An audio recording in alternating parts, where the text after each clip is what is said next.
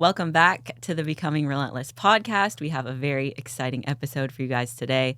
My name is Noah. I am a Team Haley coach, posing coach, and I'm joined by my lovely co-host, Danielle Kusenberger, Team Haley coach. And Cecilee Wech, a coach. Yes. Heck yeah. So today, I'm super excited. Cecilee brought this up, and we are going to talk all things reverse dieting. Dun-dun-dun-dun. Yes. How exciting. And reverse dieting is exciting when you get to do it. It is. Which so many people should. We've done it a lot within ourselves. Yeah, prepping. especially with prepping. I feel like that is the most common application of reverse dieting. You see it after a contest prep, but that's not the only use for it. So I'm excited to dive in. Yes. Let the people know what's up. What's up with reverse dieting? So what is a reverse diet? A reverse diet is basically after you've dieted for a while, you've gotten pretty lean, or even if you haven't necessarily gotten pretty lean, you've been in a calorie deficit for a long period of time. That's when you're reversing out of it. So basically, you're trying to get your calories back up to a more sustainable place and a healthy place to get your health back in check and kind of get systems rolling for either an off-season phase or so that you can push a little bit further later on. A lot of times, too, I know we all have this, new athletes will come on and they're overweight in their eyes, or just in general overweight, have more body fat than they should or want to have, but their calories are so low. And so part of our job with reverse dieting is increasing their calories so their body has something to work with. And then when you get to a higher cal mark or macros, you're able to cut back on that. Because if you're dieting on 800 calories, there's nothing to cut back on, and your body's adjusted. So you're literally going to feel so bad, and you're also not going to see any progress, and you're probably just going to keep looking worse. Yeah. So, and it's very important to have a coach during this time because a lot of people just don't know how to reverse diet. Right. It's a science behind it. There is.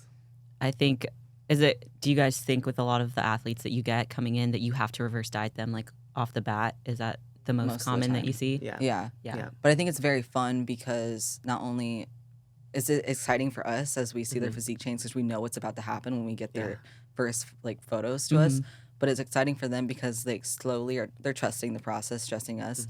They slowly get to eat more, and their relationship with food is improved, but they're also so strong. And then you see their physique evolving, and they're actually growing muscle, and they have shape, losing body fat. The whole thing is just exciting to do. Yeah.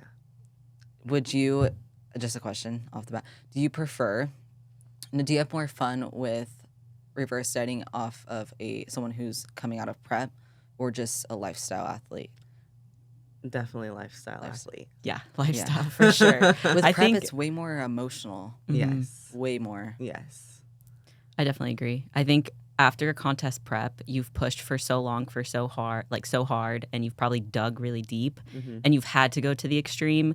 Whereas with lifestyle, you don't have to push them there. Most of the time, their goal is something that is realistic. If you're a good coach, you set realistic goals with your athletes. So they achieve that goal. It's realistic. And then you're able to reverse diet them in a less psychologically fragile state. Yeah. I agree. And I do feel like most of my athletes who sign on with me, we go through reverse diet. They get to a phase where you can take the wheel. My goals are yours. You decide if you want to cut or bulk or grow. And it's okay. So I have a lot of people just along for the ride as their goal. And I love that. Yeah. Yeah. I think that's super fun. One of my favorite things to experience with athletes too is when they message me and they're like, this is the most food I've ever eaten. I feel great. I've never felt this way. I've never eaten this much. And I love that. I get a lot of that because athletes come to me, like you said, they're eating 1,000 calories or less. They're doing stairs every day. And so getting them it'll be months down the road, getting that message. I'm see, you can maintain a body that you love and not have to kill yourself over it. I do have a question on y'all's method. If you get someone who's eating super low calories, 1,000 calories, has body fat to lose, they're doing cardio almost every day or every day, and they obviously just need to reverse diet. Do you take all the cardio away? Do you decrease it over time? What do you do? Or does it depend on the person? It generally depends on the person. Yeah. Yeah. I think sometimes they'll have like an emotional connection to that cardio. So if I were just to pull it all out, I think that would be like pulling the rug from under them and like adding all the food in. I just think that psychologically that's difficult. Yeah. Yeah. Plus like the digestive effects and just like how good cardio is for you. It's just the extreme amount you kind of want to pull back. So generally, depending on the person, I'll taper cardio back, but I won't pull it completely out. Yeah. It also depends on how much cardio they're doing. Because if they're only doing like, I say only, not only, but if they're doing like 15 minutes a day and it's just like at the end of their training session, like they're doing like an incline walk or something, generally what I'll do is I'll just sub that out for fasted morning steps. And generally after I've tapered down cardio, that's what I like to include, because a lot of these people, they have their routine and their structure set up to be revolved around their cardio. So keeping that in place while we're keeping the calories going up, I feel like has a lot of mental benefits as well as digestion and just health in general. Yeah. I agree. I just wanted to ask if y'all's methods, if they were different than mine or someone had something else. But I assume that we all have the same kind of method with reverse dieting, which is mostly dependent on the person. Yeah. But the same principles of increasing food over time. So if for people listening, if they've never really gone through a reverse diet or they don't really understand, should we kind of break down like why you would implement a reverse diet and like go into more the biological aspects of it? So the physiological? Yeah. Okay, cool. I feel like you're ready to dive in on this one. Yeah. I feel like you're really excited about it. Yeah, I'm like kind of a science nerd. And to me, like if I have a really good understanding of like what's going on in my body, then that almost serves as my why when I'm going through it. And like learning more about it was like what helped me get through my reverse diets, because then I realized like I'm doing myself a disservice like on a biological level if I don't do this well. Yeah. I do feel like too, if you can look at the science aspect of things, it takes a lot of the emotions away. Yes. Yeah. It turns on your logical brain as opposed to your emotional brain. Yeah. Which we all need at times. Yes. In all areas. Yes. Yeah, that's so true. Okay. So with the reverse diet, it's basically what happens, like what we talked about, is when you diet down, you're down regulating a lot of systems in your body. So that's going to be like your metabolism. And there's 4 components to your metabolism. And that's going to be your BMR, which is your basal metabolic rate, which is like your body at rest. So if you were, let's say you were really sick or you were on bed rest for some reason, how many calories do you need to eat that day to keep your body weight the same? Like that's your basal metabolic rate. Like how many calories do you need to survive, to live? So that's one component of it. And that is going to be like the largest effect, or that's going to be the largest part of like what affects your metabolism and how your body responds. And so then after that, there's NEAT, which is non-exercise activity thermogenesis. And like we talk a lot about that with like steps. We're big on steps. We do the step challenges and everything on Instagram. So if you guys are not following us on Instagram, you should. But that is something that is outside of the gym. It's just your daily activity. So like fidgeting, like if you like bump your knee a lot, like up and down. Yeah, like I'm a big fidgeter. Twirling around. Yeah. That's actually part of your metabolism. Fidget more. So if you fidget more, you're burning more calories. Yeah. But as you diet down, what happens is like subconsciously your body starts to suppress that urge. So you might notice like when you're dieting, you're less likely to want to move. You're going to find more efficient ways to like walk, just like subconsciously.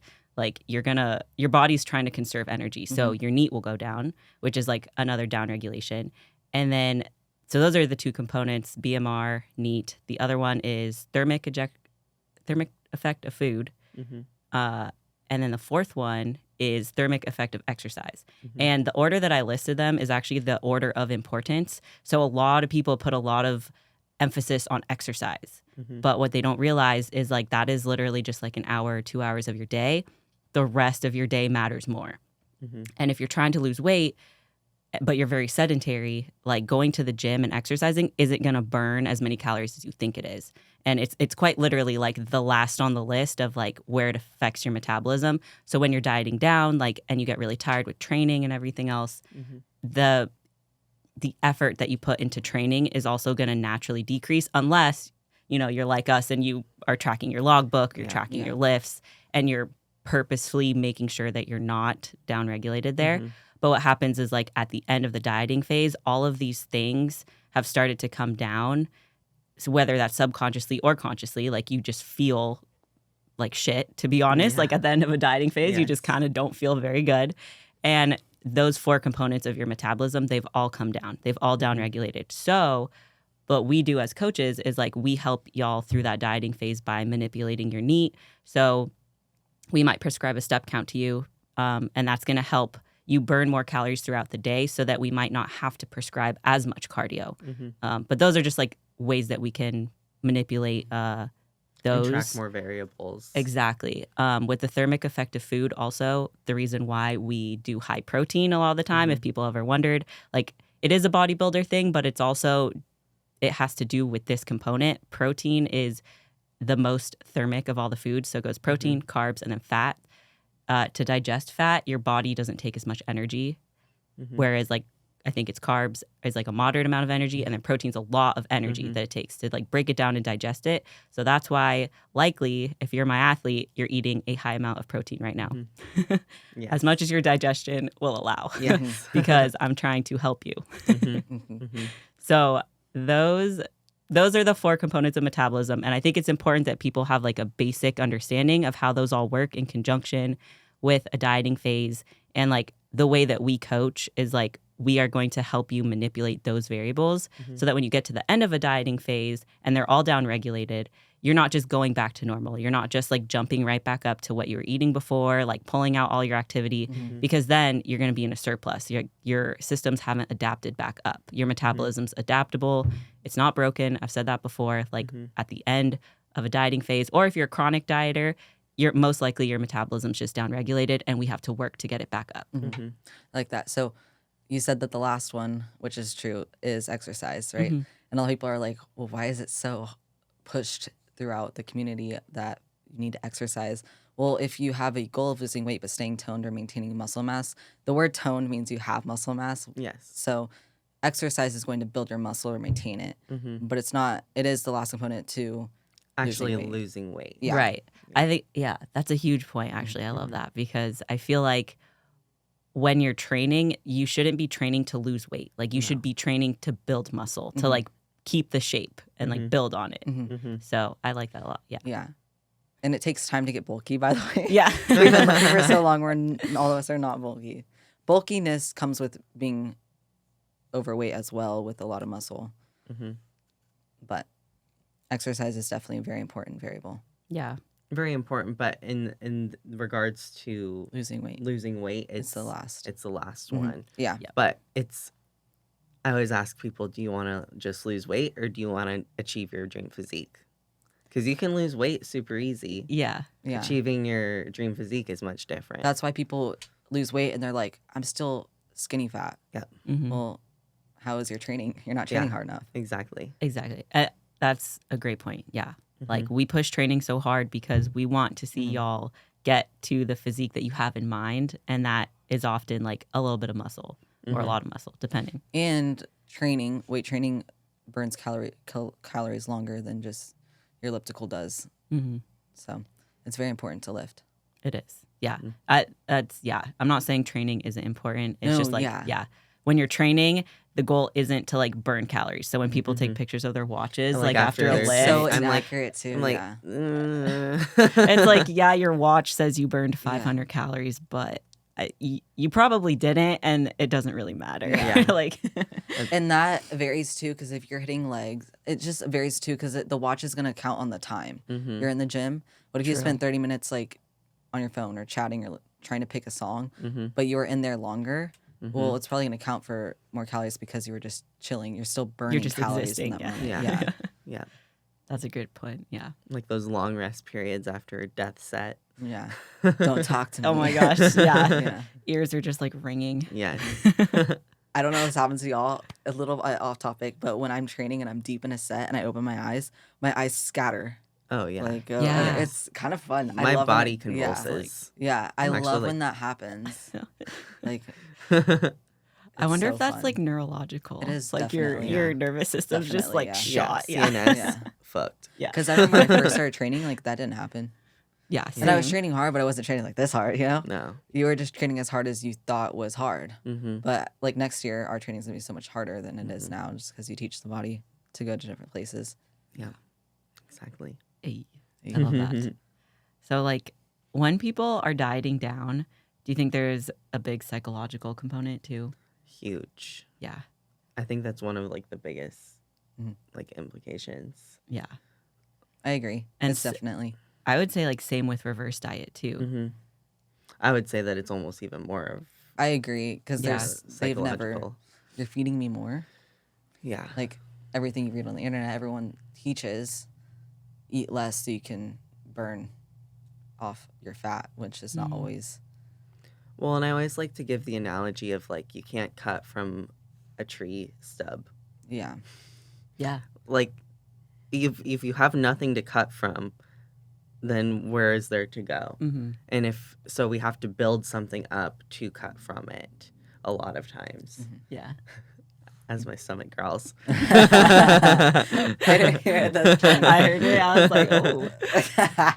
I'm cutting from a nub right now. Yeah, that's funny. What are some of the signs that you guys see? Like, so let's say you've taken, we'll do lifestyle and then we can touch on contest prep. But if you have a lifestyle athlete and they've gone through a deficit, like generally, do you guys have timelines, like 20 weeks of a deficit, or is it person dependent? And then what are the signs? I never have a timeline ever. Mm-hmm. There's athletes that have timelines for themselves. Mm-hmm. I don't work by their timelines. I know. Well, like if you have a goal of, say, what month is it? It's June. You have a goal by December, so far away, of looking like that's far enough to hit. If you have like you want to look a certain way by 8 weeks, you want to cut. I'm going to keep that in mind. Like I'm going to work with you. I'm not going to say like 8 weeks we're going to be 140 pounds. Mm-hmm. You might be 145 and love it. You might be 150 and be like, dude, I don't want to go any lower. Yeah. So I'm not going Yeah. to work by that. I'm going to work off what your physique is giving me and like the signs of that. I'm going to make sure you achieve your dream goal by that time or around that time, but it's not going to be exactly what you think it's going to be. Yeah. And it always has to remain realistic too. Yeah. Like there's sometimes people that are like, I'm going on vacation like at this month, so I'd Right. really like to be like at this certain point by then, and we'll work around it. But at the end of the day, I always just tell them, I'm here for long-term results and long-term progress. So if that's going to hinder our long-term goal, then that's not like we'll do what we can, but as long as it matches our long-term goals that we have in place. I have one athlete who came to me to build muscle, tiny, very skinny, naturally just skinny. But she has great shape. So I'm like, dude, we got to feed you, right? So I've been reverse dieting her for a while and she looks good. Very like, she's built a lot of muscle. She's put on body fat, but she's naturally skinny built. So it's not like that much body fat. But she's very eager to start cutting, but she loves where she's at. So she's giving me, like, I take control of when the cut starts. And we're getting there soon, but she's, like, between these 4 weeks she wants to start kind of thing. And I'll work with him like that. So you give me a range, but an exact week or day. Yeah. Yeah. No. Like letting them control their timeline versus us. It's like when someone comes to you and picks a show and they're in an off season. Yeah. I'm gonna Let's hop on a phone call real quick. Yeah. I've had a lot Yeah. of those recently. Like just, I have a show in November. I was like, Oh, do do you you? now? Yeah. I'm like, okay. I'll tell you when you have a show. But I'll definitely, even in that like stage, like I'll Right. throughout. If you want to compete near November, like we'll pick out 3 or 4 shows. I usually- a time range. Yeah. I usually tell them like it takes me 3 to 4 weeks to just learn your body and get an idea of how you operate mentally.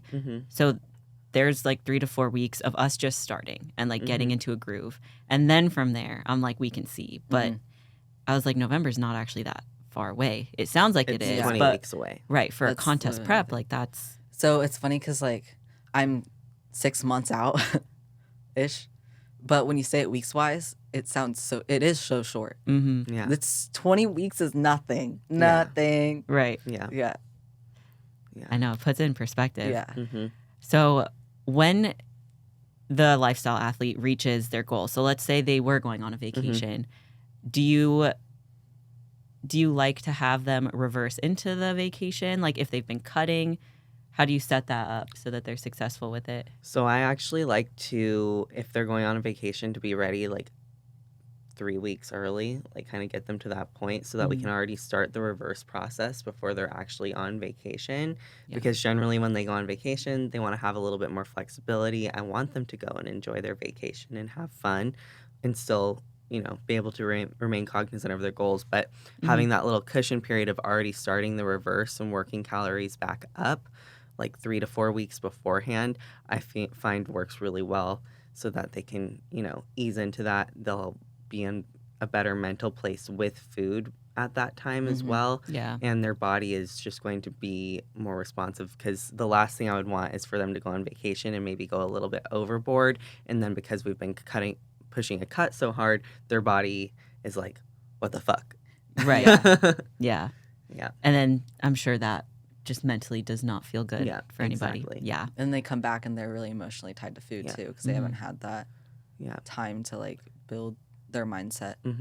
But what's really cool with that 3-week period, it helps them build that mindset like you were talking about. Yeah. And then they're seeing like how good they're responding to the reverse diet, and it gives them almost like this second wind of like, oh, I got this. And then they go into their vacation and they're even better because they're like, oh yeah, I can do this. Yeah. In those 3 weeks, like food focus hopefully has gone down, hunger signaling's hopefully like getting better. It might not be 100%, but they're not like thinking about food or feeling like they're starving all the time. Yeah. So I think those are kind of generally the things I look for too with the deficit. So once we've like gotten through the diet and we're setting up the reverse, I like to make sure like food focus, I'll ask them about it. I do more frequent check-ins with people who are coming off of like a really hard diet. Yeah. I'll have them check in at least like 2 times, if not 3, just because I feel like when you're in that state and you are starting to eat more, your hunger spikes and you might not know why. And I think psychologically that can be confusing because they want so badly to hold on to this body that they've achieved. But then they're like, well, why are we increasing calories and why do I maybe feel like fluffier today? And so just kind of working through them with that. Yeah. I feel like the psychological component, having the accountability of a coach is super important. Really important. So that we can help guide them through that. Because a lot of people, I think they think that they want to hire a coach, they want to get lean, lose weight, and then they want to be peace out, I'm on with my life, I'm just going to go do whatever I want. And that's the last thing you should do. Yeah. Because if you don't want to be with a coach long term, I understand that, but you do need to give yourself time to allow your coach to reverse you from that diet so that the results that you had are sustainable for a longer period of your time in your life. Yeah. Yeah. Very good point. Do you guys believe in the like body set point theory? Do you want to explain that to them? Yeah. So the body set point theory is that we all, depending on like your genetics, your age, your environment that you grew up in, and just kind of things that are like a little bit more so out of your control, your body, the theory is that your body likes to chill at a certain weight range. And I used to believe very heavily in that because I used to always be like 140 pounds. And this was back when I didn't know how to diet. So I would like do the whole like extreme diet down, bunch of cardio, and then I'd reach like the goal that I wanted on the scale, and then I'd stop doing all of the things that got me to that result. And I would go right back to 140. But it usually stayed around like 140, and I'd fluctuate like up or down a few pounds. But like I used to just say and think that, oh, my body just likes 140. And almost I think saying it out loud also reinforced that. I wasn't doing myself any favors by being like, oh, my body just naturally likes to be at 140. Because now I've moved my body set point. And that came through like years of cutting down for shows, but then reverse dieting in a smart way. So I'm like 50-50. I feel like there's something to the theory, but I don't know if it's it's something that we should put a lot, like 100% belief into. I was going to say I agree. I think there's something to it, but I think some people hold more power of like, this is how it is, and like that's not true. Yeah, I think that it all comes down to I do think it's kind of like a thing. I think your body does have a place where it likes to chill, but I think that it is something that's adaptable and it does change as you change. It's not like this is the one spot you are going to be forever. It's something that changes as you change your theories and how you work around and the work that you put in. Yeah, because like you said, if you go through cuts and you build your muscle and X, Y, Z, like your body set weight's going to change because you are muscle mass. But if I were to say, like right now I'm 135 and I have been this weight for a while now, but if I were to really eat more, like my set point's going to change. Let's say I eat more for 2 weeks or 3 weeks and then I'm 140 and then I chill out for a little bit. I'm probably not going to go back to 135. I'm probably going to stay around 140 or 138. But to like decrease your, going through small cuts, it really, I think it does depend on where do you cut to or where do you build to, and then how, like, if you're maintaining your weight by maintaining what you're eating, maintaining your output, it's around like your maintenance. You're not going to cut from that or build from that. So it's going to look like it's your standpoint. Right. Yeah. Yeah. It like comes down to your maintenance. Yeah. Or like what you're doing to maintain where you're at. Yeah. I agree with that for sure. So let's talk about like contest prep reverse dieting, because I do think that that's a little bit, I wouldn't say that it's like entirely different, but I would say there's definitely more psychological component there, because for contest prep, you get super lean, you get on stage, and then this is kind of where it depends too, like if you're doing a show after or if you're taking an off season. And I guess, what do you guys think? So like in my opinion, 12 weeks is not an off season. 3 months is not an off season. No. Okay. No. Sorry, what? Can you still 3 months? Right. That's reverse diet season. You have to reverse and then you get to your off season. Yeah. You don't reverse an off season or not. They're separate. They're not together. But there are a lot of people that will prep and then plan to do a show 12 weeks later. Yeah. Or they reverse thinking that's their off season. Yeah. Now I understand. They reverse and then 12 weeks later they go right into another prep. Yeah. Yeah, okay. And it's like that probably wasn't enough time to properly reverse. And like going back to your point, at that you're cutting from a stump again. And your body needs, in my opinion, you might have different. I think you're gonna agree. Your body needs to marinate at a weight to thrive. Like in the off season, for example, you need to marinate in the off season. You need to marinate at this weight, whether weight being 130, 140, like a range, not the one exact weight. Yeah. But let your body sit there and work with it and understand this is where we are. This is like, let's build muscle mass here. Let's use this body fat to live with the body fat right now, and then cut from there. Yeah. Yeah. I like that point a lot, like allowing your body to settle at a certain weight, whether it's in the off season or even for people going in a prep. I do think that when you see large weight decreases, it's always great to like hold that for a little bit, let the body establish that baseline, and then go back to like cutting a little bit harder, especially for natural athletes. But that's kind of getting off topic. No, I do like that, and I agree. And I like, even with myself, when I start a prep, sometimes most people, you start a prep or start a cutting phase and you lose a good amount of weight right away because you're so strict on your diet. And it's not the fact that you're using fat or anything. You're just losing water retention. You're like back on a schedule, stress, inflammation. So part of like, and if you go through a reverse and you go to a prep, you're going to lose a lot more weight fast, but you're going to look the exact same most of the time. Right. Because you haven't let your body really build or marinate to build. Yeah. Give it the opportunity to do so. I agree. I totally agree. I just think it's kind of funny that people will say like, oh, I had a little 3-month off season. I'm like, how is that possible? Did you not reverse at all? But like the reverse for competitors is it's just so critical. Like if you, whether or not you're doing a show like back to back to back, like generally, if you're not doing like back to back shows, so like 1 week and then the next weekend, let's say you do a show and then maybe you have another show in like 4 to 6 weeks. Generally, I see a little bit of reversing unless you weren't conditioned. So there's like exceptions. Yes. But if you come into your very first show conditioned, like properly in shape, generally coming out, you'll have like an opportunity to reverse into the next show. Or if you were ready ahead of time for your first show, you can reverse into that second show or the first show. Yeah. And I see that a lot. And I think that's kind of important to touch on is like reverse dieting into a show. It's going to look different than like your overall reverse diet. Yeah. Very different. Yeah. It's going to be much more controlled. That's exactly the word I thought. More precise in a sense, and a little bit slower than how we would take a general normal reverse, in my opinion. Yeah. I agree. Less aggressive with the changes. Yeah. Yeah. 'Cause you still have an end goal of being lean. Yes. Like stage lean. And having that end goal, I think, helps keep people like on track.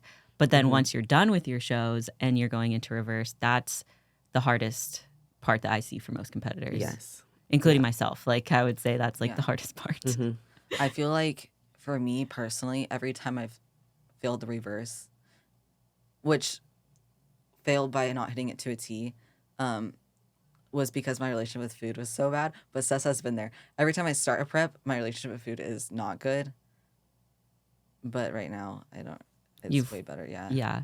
Well, I think I'm going to touch on it. Yes. I just touched on this in the YouTube that I filmed yesterday. But I think that a large part in the fact that why you're not struggling with your relationship with food as much in the beginning of this prep is because you worked through so much of your relationship with food in this past off season, when in other past off seasons you didn't have the opportunity to do that and you didn't work through them. You more so put it to the side.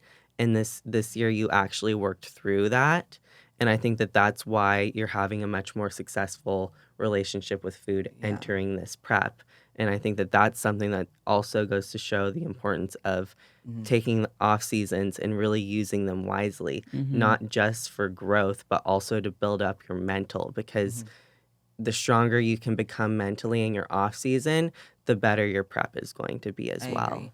I do feel there's going to be some people that listen to this that were late. There's amateurs, you're a pro. Well, you'll agree. I'm a new pro though, so I'm an amateur pro.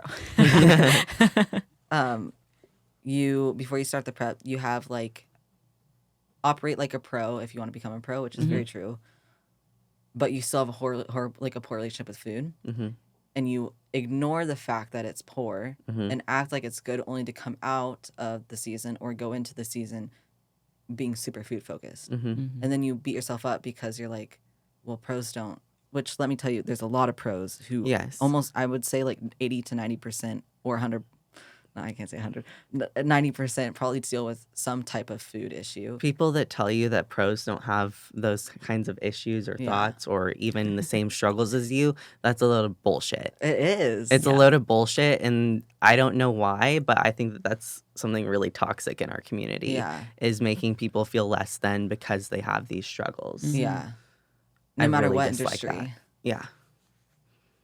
Because I'm not, like, there will be a point where I deal with, like, probably food focus again, but it's not going to be to the extent of, like, as poor as it has been, because I have been able to build myself out. Like, people who have an ED disorder and they build themselves out, they still have those days or times where they probably view food and be like, would be easy for me to overindulge. They still have those thoughts, but knowing how to assess them is much easier. Yes, exactly, and how to act upon them. Yeah, I think the part where you talked about like pros not really reversing, I tend to like, so I would agree. Most of them do recovery diet is what I see. Like they, especially the top pros, they push so hard for so long. Especially with like the taking away of the point system. Like I've seen a lot of bikini pros. Obviously that's the division that I just watch the most. But I've seen a lot of those girls, like they're doing back-to-back-to-back shows, especially if they're getting top 5, because you have to win to go to the Olympia. And they're pushing so hard that usually coming out of these diets, what I see with them is that they don't reverse slowly. They'll do like a recovery diet and jump their calories up real quick to put on some of that body fat. But then they still stay like in a healthy spot. Like they don't overdo it, but I think that's something that comes with time as well, is like practicing that. So more so for like the amateur competitor, the reverse diet, I mean, and also some pros, like I would say, like this still applies to me. Like the reverse diet is so key. It's so critical. Do you feel like with the recovery diet, most of them are able to do the recovery diet because they've been dieting and reversing for so long, so their body has gotten used to all the processes? Yeah. And if they haven't, most pros who are just like amateur than pro, like they didn't do a lot of shows, they're older. Not like old, but they have more time. They're not super young either. So their body's more of a, I'm going to say woman. A little bit more mature. Yeah. And maybe like their relationship with food is a little bit different because they are a little bit older, wiser, more mature. And They've been through it. They have, yeah. They've been through it. Definitely. They've worked through a lot of stuff. I do think the recovery diet's super cool, though. It's a cool process and method. It is. I do as well, yeah. I think that it's definitely applicable to athletes who are like at that top level and they know what it takes to get stage lean. They know the work that it requires, but they also know that like prolonging that diet period is just going to be detrimental to their future goals. So they're not as tied to like the way that their body looks as maybe, you know, the newer competitors who haven't quite learned how to like separate their self-worth from their physique. I agree. And it's very different doing pro shows where there's like so many together, I believe it's so different than usually as amateur, your shows aren't back to back to back. And if they are, you're only doing like one or two back to back. Yeah. But you're not doing, because as an amateur, if you're doing 3 shows in a row, it's because you're fighting for that pro card most likely. But it's mostly likely that you need more muscle mass or you need to grow or you need to do something that takes an off season or time in order to go pro. So you don't see many amateurs going back to back unless it's like 1 or 2 together. Yeah. That's a great point. Yeah. So I think with the reverse diet with competitors, some of the things that we touched on too was like food focus. That's huge for a lot of people. Other things I guess would be, I look at their training output, like as they're reversing, it should be going up. Like they should be hitting PRs. They should be feeling really good. That's a good indicator that the reverse is doing well. Energy levels will go up.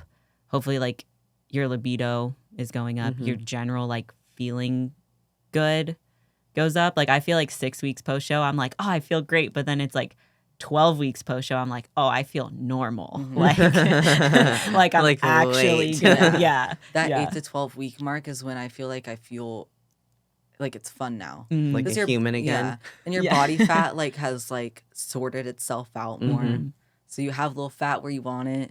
Oh, that's that's in the cheeks. That's in the important. butt cheeks. Yes. I get them in the other cheeks too.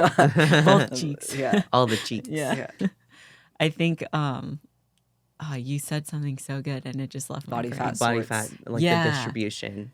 I think there's like this weird thing in our like community that reverse dieting, you're going to lose weight, which I do see that sometimes. Generally, that's more so with lifestyle athletes. Right. But with contest prep, the goal post show isn't to continue losing weight. So it's always confused me when people are like reverse dieting and I hit a new low. I'm like, wait, aren't you supposed to be reversing they brag up? about you know? that, Yeah. and it's not the goal. Yes. Right. And like if that does happen, it does show a sign of like the biofeedback there. But it is interesting. It's like almost ironic, like humor. Right. And it's something that I'm like, don't get too used to that because the scale is going to go up and gaining body fat is normal and it's going to happen. And like it needs to healthy. happen. Yes. Yeah. We need you to put body fat on. Yes. Yeah. At a sustainable rate. I think people think of body fat as like a bad thing. Yeah, of like my stomach's going to get love handles and curves and XYZ. And it doesn't like with reverse dieting, most of the time, it distributes in a way that your confidence still builds.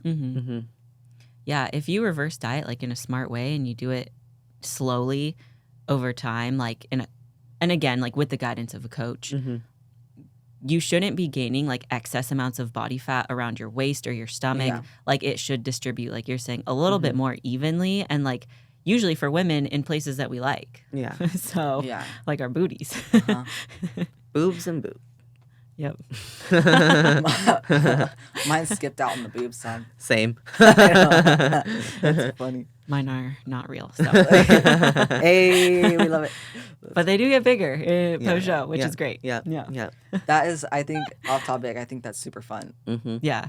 Mm-hmm. I think that's like the fun part of when you do get better at reverse dieting, you kind of learn your body's own natural like fat points. Because like I put a lot more on my lower body, but I like it. Like my legs get bigger.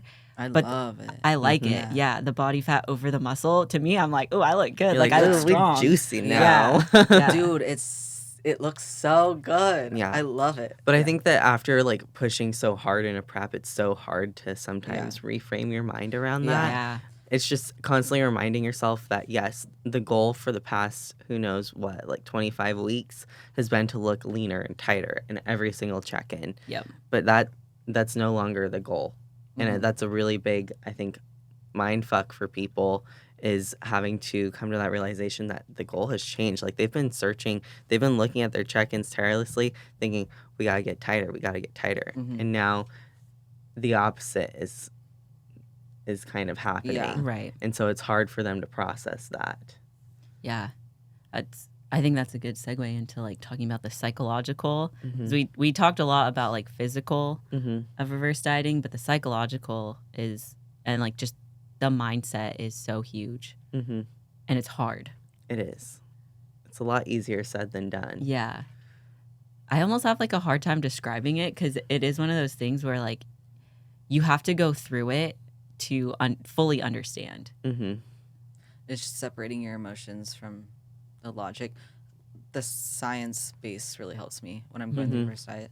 And then I do look at it sometimes as like relationships with things. Like what makes it so hard is your relationship or your mindset towards different aspects of like the gaining fat, not looking as lean, not seeing as defined abs, food, all of those reasons. But there's so many benefits to like the training, the energy, like you're human. You can actually. But another cool thing about reverse dieting, when you're dieting and you go out and have a free meal, you usually feel it or see it in a negative way at times, or not negative. Sometimes you get bloated from it because you're so lean, or you see like water retention. When you reverse diet, you can go have more free meals because your body's like used to higher salt, all these different sources, like higher food that you can have a free meal and not even see water retention or things like that. So the body, there's a lot of fun aspects in terms of that. Yeah. That's important too, is like realizing as you're reversing, you can be a little bit more flexible, which is like what you're saying is the fun part. And as you're like going through that, I think that's why mentally some people get a little bit unstable there, is like they are eating more food. And so you might wake up and have a flat stomach like you did when you were dieting. But by the end of the day, when you've had your 2,000 calories that you were prescribed, you might have a little belly and be like, oh man, like I'm so fat now. Or like I feel so fluffy. And that's where the mindset piece comes in. You need to realize like your goal isn't to be super lean, flat stomach 24/7. Nobody is, unless you're like getting ready for a prep. That mindset changed for me this year too. I think I touched on that in one of our other podcasts where I was like focused on lean stomach. When we were in Vegas, we had a bunch of talks. Yeah.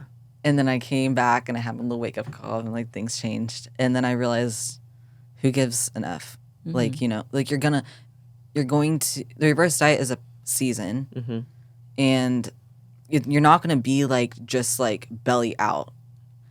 Like when you're reverse dieting, you're gonna put on body fat, but it's not gonna be in this like uncomfortable. Most of all, like uncomfortable, like huge, lots of body fat in your stomach.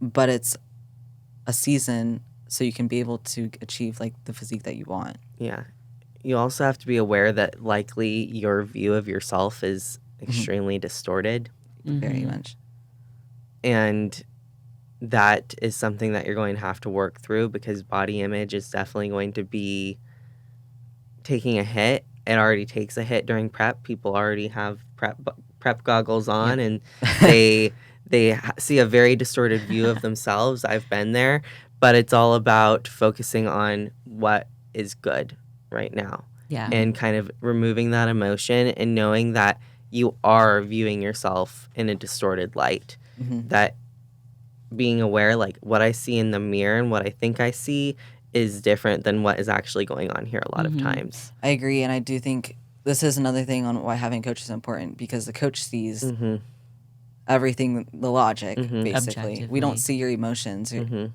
We see the logic and what's happening within your physique and your biofeedback. Yeah. You see the weaknesses. Because you, as humans, we choose to see our flaws. I think naturally, like subconsciously. So if you allow the coach to do the coach's job, she is going to get you where you need and want to be. Yeah. I also think that it's almost even more important to practice your positive affirmations when you're coming out of the reverse, and really just working on your mental and building that up and making a really strong strength through the reverse. Like, really dig deep within your self-awareness and everything that's going on inside. Yeah, that's so huge. Just like practicing being positive and thinking positively towards yourself, being loving towards yourself as you go through those changes. Because like bad body image days, they happen to everybody. But like day to day, you are going to look different and you are going to feel different. And that's okay. Like that's normal. That's common. Some days you're going to be bloated and you might not know why. Like, especially as women, our bodies are just like, bam, you're bloated because your hormones are in flux. Good luck. And it's like, if you let every single day go off of how you're looking, like you look in the mirror and your day is set up by how you look, it's just not healthy. You're not living life. You're like not, you're living. You're not living life. You're so much more than just a body. Yes. Yeah. And yes, we pour countless hours of work and we dedicate our lives to building the bodies that we want. But at the end of the day, you're so much more than just that body. Yeah. And I'll bet you people see you in your reverse when you think you feel fluffy or bloated. Any other person walking by on the street is thinking, wow, she looks amazing. I wish I could look like that. Yeah. 100%. So own Absolutely. that. Own the work that you are putting in, that you've put in, and don't allow yourself to break yourself down. Just because you're feeling a little uncomfortable. Being uncomfortable is what's going to push you to be that much better in the future. Yeah. And being able to push through those days, just knowing, like you said, like you're killing it. If you're doing your reverse diet, you're sticking to plan. Like even if you do have a free meal here or there, or you are a little bit flexible with it, as long as you're continuing to show up, like hit your training, hit your water, hit your steps, everything else, like you're doing great. I do think it's a lot of fun too, because in reverse diets, you get to sometimes pick out a new wardrobe for yourself. You get to do things for yourself that's different. You can, and I like to view these processes as there's always, for me personally, there's always something that, you want to become different or grow or whatever. You have 12 weeks, say, of reverse dieting before you're like, okay, in an off-season kind of phase. Use those 12 weeks to transform yourself mentally. Like do something, like make a goal every day of the week. You're going to do the affirmations for 12 weeks and come out of the reverse diet a different person. So that way you can view yourself differently as well. Or explore new hobbies. I've actually been talking to Isabel a lot about this, because your cardio's down, you have a lot more time in your day now, your energy's up. Go and find other things to pour your energy into rather than just bodybuilding. Diversify yourself and learn about yourself in that reverse. And I loved what you said about the wardrobe too, because I think that it's so much fun, because a lot of people get uncomfortable in the reverse because they're not fitting their old clothes anymore, like the prep clothes. So like go treat yourself. You don't have to go spend a bunch of money. Go thrift shopping. Go find a new vibe. Like explore yourself and your creativity, and that's going to make your confidence skyrocket too, because just finding that within yourself to kind of push your boundaries in that way too is so much fun. Yeah. You make me want to go thrift shopping. I know. I'm like, let's explore. Same. I was like, man, we got to go thrift shop. Yeah. I know our time is almost up, but I do have a question for you guys. Hit it. What would you recommend to someone who is going through a reverse diet and they've messed up? Messed up in what type of way? Like they had a week that was just really horrible, or even a couple days. What would you recommend to them? Because I know as much as we would like for reverses to be perfect, they generally are not always. So what do you recommend to those people who have their sights set, they're trying to get back on track, but they're having a horrible time because they have already kind of went a little overboard? I think I would need to dive in with them on why they went overboard. Were they feeling restricted? Is the food focus high? Like, where are they mentally? And ask like how their relationship with food feels, because it's probably terrible. And from there, like, I don't ever want to make people feel ashamed or guilty. I want to make sure that we set them up for success. And like, while yes, getting back on track is like the right answer, the track might be different. Like, we might have to change the game plan. So it depends like what their goals are. It depends like how badly they did kind of go off, or not. I don't even want to say badly, but it's just like How far off. Yeah. Generally, I like to keep activity in. I'd still like for them to try to go hit their training, maybe put focus into strength instead of like, we're going to burn the food off. Like, no, we're going to go fuel some PRs. Like, let's hit a squat PR. Let's do some deadlifts or something that like shifts their focus. But generally, like, what I've found is if they are really struggling and they can't really get back on track, I'll just raise their food a little bit more, because generally they're feeling restricted or they're feeling the pressure of like wanting to be perfect that they're putting on themselves. And that's just not possible. So depends where they are too. Like, maybe I'll implement like a weekly free meal, but you need to be hitting your meal plan or macros like 85% every other day. That type of thing. Like, we'll implement whatever structure they need. I don't like to completely pull out structure though, or discipline, because like they still need those boundaries. I agree. I think that having kind of like a flex plan works really well. Yeah. Whether it's implementing intuitive eating days, having an untracked meal, or even having a tracked meal. Like, let's say they're on a meal plan, but having like certain set macros where they have a little bit more macros at the end of the day, a couple times a week, to make a meal at home and really enjoy that. Yeah. I agree. And with the mindset towards food, like for me personally, my mindset, the reason why I used to binge eat or have those tendencies was because my anxiety was high, not towards food, but towards other aspects. And then food was my coping mechanism. And I know not naturally, over years, I've made that food be my coping mechanism. So teaching yourself or recognizing when your anxiety is high, or when your stress is high, or when you're working, or when you're bored, what areas do you want to munch on? Yeah, or just snack. What's triggering it? Yeah. Yeah. So, like you said, that's figuring out the why is most important. I agree. I really like that point. I like everything everyone said. And I also always like to stress the importance of them forgiving themselves in the moment. Because I think a lot of people harbor a lot of guilt, and they harbor ill feelings towards themselves after that. But we aren't going to be able to move on and take steps forward until we forgive ourselves for what we've done. Another thing, too, based off the mindset I used to have when I used to overindulge or binge eat, I would tell myself as I was doing it that this is bad. You should stop. But before, if you want to eat something, you want to eat this brownie, don't tell yourself it's bad and then choose to do it. If you're going to eat it, you know you want to eat it. You want to eat it, so eat it, and that's okay. Leave it at that. Yeah. If you tell yourself it's bad and then you're going to continue this cycle, you're in a toxic relationship with food or with a person. If you want to do it, you're going to do it. You kind of want, like, if you know your boundaries are going to be pushed to the side because you want it so bad, settle with that, and then like tell your coach, kind of thing. But I think assessing your mindset and then figuring out the right way to go about it, which we help with, obviously. Yes. Yeah. Lots of talks and discussions and phone calls and checkups. Yes.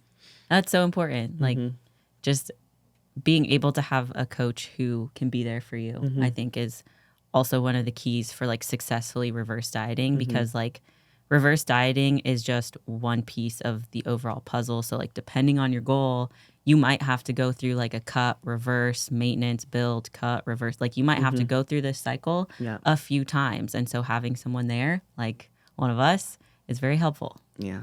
We're going to be there for you Yeah, side by 'cause side. We've been through it. We've been Yes. through it. We've helped some athletes through it. But nothing is more rewarding than seeing an athlete who was struggling in the past find their power and be smooth sailing. Mentally. Like from a mental side, like that, there's nothing more rewarding for me as a coach. Yeah. It's like leaving a toxic relationship with a human. The power you have from like ending that is really important. Yeah. I love that.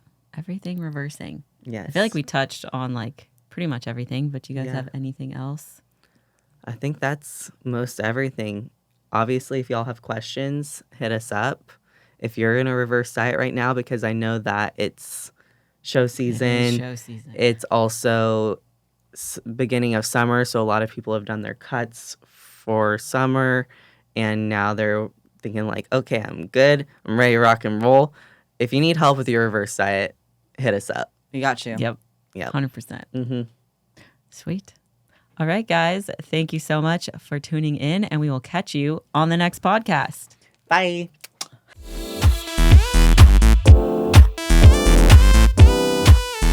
I hope y'all really enjoyed the podcast today, leaving it feeling more relentless than ever. But we have a few things that we would love to ask of you, so I'm going to give this over to Noah.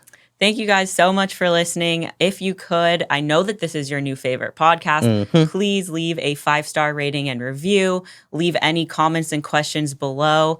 And make sure that you're sharing across social media so that all of your friends get to listen to the greatest podcast on earth. And if you have any questions about any topics that we talk about or anything at all, fitness, competing related, anything, we comment, we'll hit you back up, Instagram or in the podcast under, if the comment box is there, then we will definitely answer your questions and help you out as best as we can. Absolutely. So leave those 5-star reviews. Let us know, and we'll talk to y'all again soon. Have a relentless day. Bye.